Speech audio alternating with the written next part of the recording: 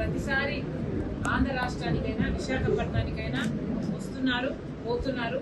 మీ భద్రత మీకు ఉంటుంది కాబట్టి, మీ ముందుకు వచ్చి ఎవరు ప్రశ్నించే లిబర్టీ లేదు కాబట్టి, ఆ స్వతంత్రం ఈ దేశంలో లేదు కాబట్టి ప్రధానిని ఎవరు ప్రశ్నించలేకపోతున్నారు. కానీ ఆంధ్ర రాష్ట్ర ప్రజల గుండెలు మండిపోతున్నారు. ఏ ముఖం పెట్టుకుని మోడీ గారు మళ్ళీ మళ్ళీ వస్తున్నారు మన రాష్ట్రానికి అని కాంగ్రెస్ పార్టీ ప్రశ్నిస్తుంది. మోడీ గారు 11 సంవత్సరాల క్రితం మన తిరుపతికి వచ్చి ప్రత్యేక హోదా 10 సంవత్సరాలు ఇస్తామని మాటిచ్చి వెళ్ళారు. ఇప్పటికి 11 సంవత్సరాలు అయిపోయింది. ఇంతవరకు ప్రత్యేక హోదా ఊసేలేదు. ప్రత్యేక హోదా ఇవ్వబోము అని కూడా నిస్సిగ్గుగా చెప్తున్నారు. అంటే మీ మాట మీద మీకెంత గౌరవం ఉందో ప్రజలు చూస్తున్నారు. ప్రత్యేక హోదా అన్నది విభజన హక్కు. ఆంధ్ర రాష్ట్రం విడిపోయినప్పుడు ఆంధ్ర రాష్ట్రం ఎంతగా కోల్పోయిందో ప్రజలందరికీ తెలుసు. ఆంధ్ర రాష్ట్ర ప్రజలకు ముఖ్యంగా తెలుసు. అయినా కూడా ప్రత్యేక హోదా విషయంలో మోడీ గారు ఇంతవరకు మోసం చేస్తూనే ఉన్నారు.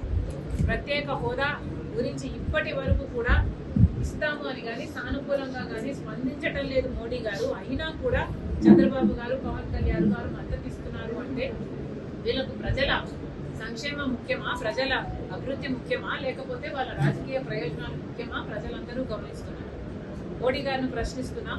పోలవరం ప్రాజెక్టు కట్టాలి అన్నది మా విభజన హక్కు.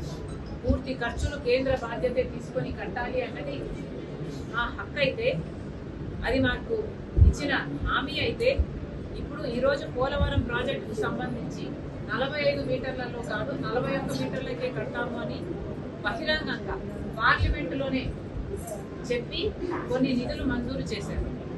ఇది అన్యాయం కాదా అని మోడీ గారిని అడుగుతున్నాం. పోలవరం ప్రాజెక్టు 45 మీటర్ల నీళ్ళ నిల్వ ఉంటేనే అది గ్రావిటీ బేస్డ్ ప్రాజెక్ట్. ఇలా 41 మీటర్ల కట్టే అది లిఫ్ట్ ఇరిగేషన్ ప్రాజెక్ట్ అవుతుంది, ఒక బ్యారేజ్ అవుతుంది.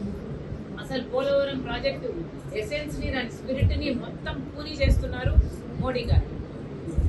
పార్లమెంటులోనే ఇది అనౌన్స్ చేస్తే వైసీపీ అయినా, టీడీపీ అయినా, జనసేన అయినా ఏది మాట్లాడలేదు. మాకు 45 మీటర్లే కావాలి అని పార్లమెంటులో నిలదీసిన ఒక్క మగాడు లేదు, ఒక్క పార్లమెంటేరియన్ లేదు. ఇది ఎంత దురదృష్టకరమో ప్రజలందరూ ఆలోచించారు. మోడీ గారు విశాఖపట్నంకి వస్తున్నారు, సమాధానం చెప్పాలి. ప్రత్యేక హోదా గురించి సమాధానం చెప్పాలి, పోలవరం గురించి సమాధానం చెప్పాలి. అలాగే రాజధానికి కూడా అప్పులు ఇస్తున్నారు. మాకు అప్పులు కావాల్సింది, మాకు రాజధాని కావాలి. రాజధాని కట్టాల్సిన బాధ్యత కేంద్రానికి, రాజధాని పూర్తి చేసి ఇవ్వాల్సిన బాధ్యత కేంద్రానికి. ఈరోజు మాకు ఎందుకు అప్పులు ఇస్తున్నారు? ఈ అప్పులన్నీ మళ్ళీ మా మీద, మా బిడ్డల మీద పడతాయి. అంటే మనం మళ్ళీ భూమిని అమ్ముకొని కట్టుకోవాలి. మాకు ఏం అవసరం ఉంది? మోడీ గారు ఇవన్నీ సమాధానం చెప్పాలి. విశాఖపట్నం స్టీల్ కు సంబంధించి ఇంతవరకు కూడా ప్రైవేటైజ్ చేయబోము అని చెప్పటం లేదు మోడీ గారు.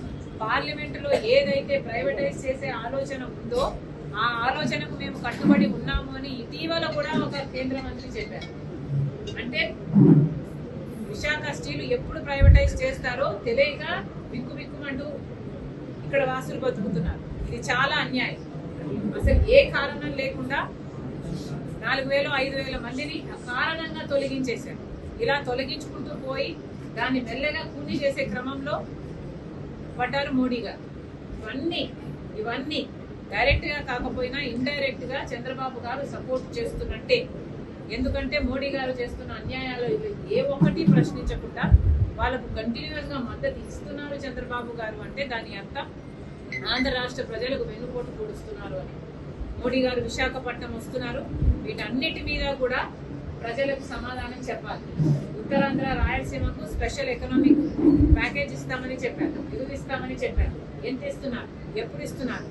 అసలు ఇస్తున్నారా లేదా? మీ ఆలోచన ఏమిటి? అసలు ఏ దానికి సమాధానాలు చెప్పకుండా, ప్రజలకు ఏ భరోసాను ఇవ్వకుండా ఈ పాటికి మీరు వస్తున్నారు. ఇప్పుడు యోగాంధ్ర అంటారు. అవసరమా? ప్రజలకు ఏం అవసరం అండి? అది కదా మీరు చేయాల్సింది. ప్రజల పల్సును, ప్రజల నాడిని అర్థం చేసుకోలేని నాయకులు మీరు ఏమి నాయకులు? మళ్ళీ కాంగ్రెస్ పార్టీ డిమాండ్ చేస్తుంది, మోడీ గారు వస్తున్నారు, వీటన్నిటికీ సమాధానం చెప్పాలని కాంగ్రెస్ పార్టీ మోడీ గారిని డిమాండ్ చేస్తుంది.